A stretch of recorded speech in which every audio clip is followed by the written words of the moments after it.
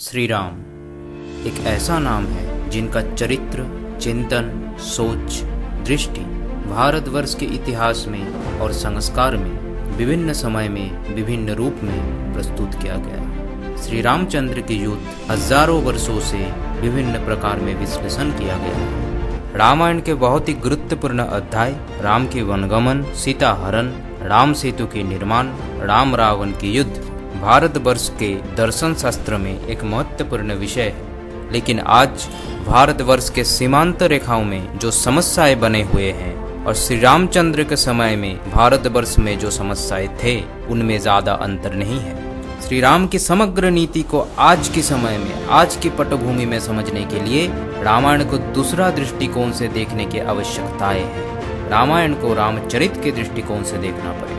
इस विश्लेषण में आपको ये मान के चलना पड़ेगा श्री राम एक साधारण व्यक्ति थे जो अपने बुद्धि से सोची समझे हुए नीतिगत युद्ध नीति से रावण जैसे एक प्रकांड शक्तिशाली अभिमानी प्रतिवेशी राजा को हराए थे। श्री राम ने कोई देवता शक्तियों का प्रदर्शन नहीं किया था। इसी के साथ शुरू करते हैं आज की विश्लेषण श्री राम की युद्ध नीति आज के संदर्भ में।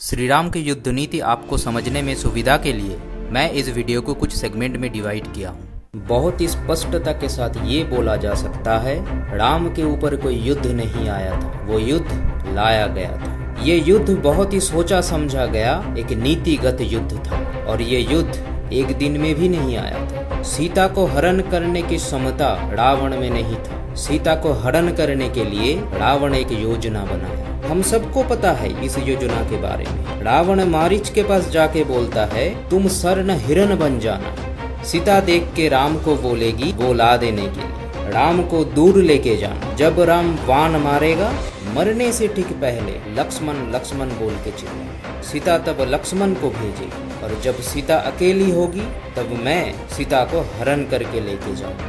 ये था रावण की संपूर्ण योजना जो 100% सफल हुई। लेकिन वास्तव में क्या ये योजना रावण की थी? ये चीज गहराई से सोचने के लिए इस घटना के बहुत पीछे जाना पड़ेगा।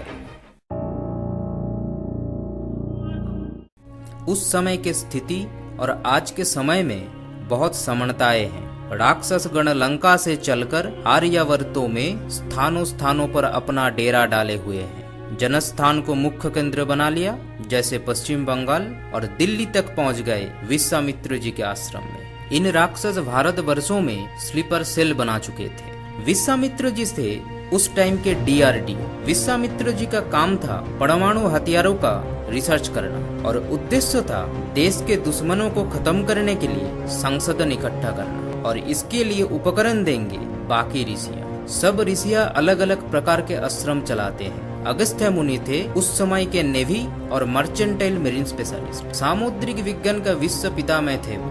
एग्रीकल्चर के आश्रम चलाते थे भारद्वाज मुनि। पूरे भारतवर्ष के भरण पोषण संभालते थे भारद्वाज मुनि के आश्रम। लेकिन देश की सुरक्षा के लिए डीआरडीओ की तरह अनुसंधान विशेषज्ञ के रूप में विश्वामित्र जी थे। इसलिए विश्वामित्र जी ऐसे योद्धा खोजने के लिए निकलते हैं जिसको परमाणु शक्तियों का दीक्षा दिया जा सकता है।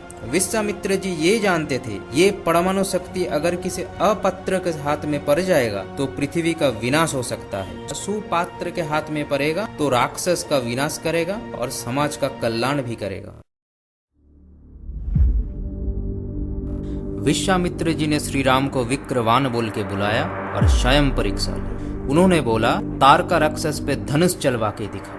विश्वामित्र जी ने कहा तारका राक्षस हमारे अनुसंधान के सबसे बड़ी बाधाएं हैं, इसको समाप्त करो। श्री राम ने एक बार भी नहीं पूछा कि स्त्री पे हाथ कैसे उठाओ। रघुवंशी नारी पर हाथ नहीं उठाते। श्री राम की स्पष्ट मान्यताएं हैं चिंतन ऋषियों का काम है, इसका अनुपालन करना शिष्य का काम है। ऋषियों ने बहुत सोचा होगा तब आदेश दिया होगा। श्री राम एक ही बाण में तारका का प्राण हरण कर लिया और विश्वामित्र जी अत्यंत प्रसन्न हुए। तब श्री राम पण करते हैं निशाचर हीण करू मही भूज उठाए पणकीन। इसका मतलब मैं इस धरती को राक्षसहीन कर दूंगा। गुरु पर जिनका इतना भरोसा उसी को हथियार दिया जा सकता है। तब विश्वामित्र जी ने समस्त परमाणु और रासायनिक हथियार को श्री राम को दे दिया।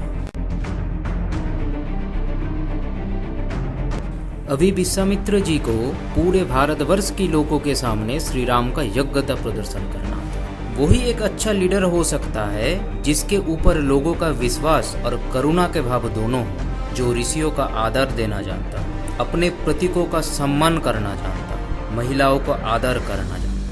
विश्वामित्र जी राम को जनकपुर में ले गए। जनक का धनुष कोई धनुष नहीं है, ये एक परमाणु हथियार है। राजा जनक इसको सेल्फ डिस्ट्रक्ट करना चाहता है और वो डिस्ट्रक्ट करने का सामर्थ्य एकमात्र विश्वामित्र जी के पास है। विश्वामित्र जी उस विषय के विशेषज्ञ हैं। बाकी सारे लोग उसको धनुष समझ रहे हैं, इसलिए उसको उठा के तोड़ने का प्रयास करते हैं, मगर वो धनुष है ही नहीं, वो तो परमाणु हथियार है। राम जानते हैं मेरे गुरु इस विषय के विशेषज्ञ हैं। वहाँ पे उपस्थित बाकी राजाओं की नजर सीता और धनुष पर है, अकेले राम ऐसा शिष्य है जिसका दृष्टि विश्वामित्र जी पर है। और श्री राम जब सटीक समय में वो धनुष का डिस्ट्रैक्शन किया, इतनी भीषण आवाज हुई, धरती जल आकाश कांप उठी। विश्वामित्र जी चाहते थे राम की समता समाज में प्रदर्शन हो।